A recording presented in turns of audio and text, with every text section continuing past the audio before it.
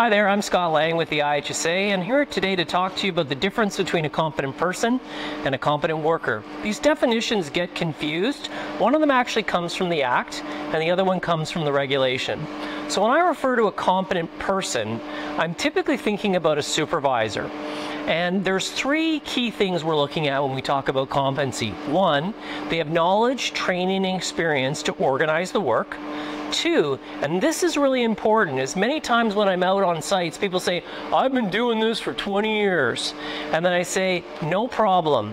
Here's the green book. Please look up the fact that someone's doing something wrong. Can you find that for me?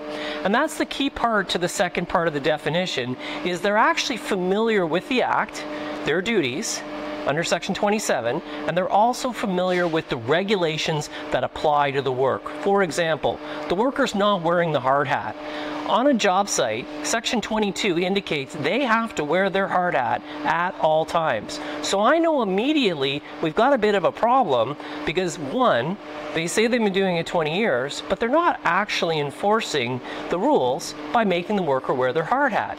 The third part of the definition does come a little bit with that 20 years of experience, is that they actually have knowledge of the potential or actual hazards in the workplace that would endanger a worker.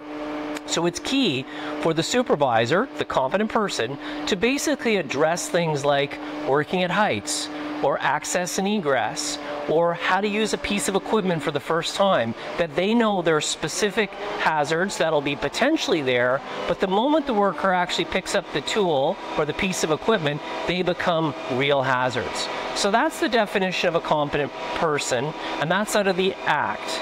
Now, competent worker, we pull out of the regulations, and it says anytime a worker is about to do something, they must have knowledge, training, experience to perform the work. Key difference between the person is they're organizing the work and its performance, but the worker is actually doing the work. They're performing. Now, the worker has to have a little bit of knowledge with respect to the regulations as they apply to the work. So for example, why do we have working at heights training? Workers receive training in order to be familiar with Section 26 of the regulations. And in addition, the worker must know what the hazards are that they're exposing themselves to, either actual or potential, so they keep themselves safe. And that's the simple way in which we define a competent worker and a competent person. And please visit us at IHSA's website, www.IHSA.ca. Thank you.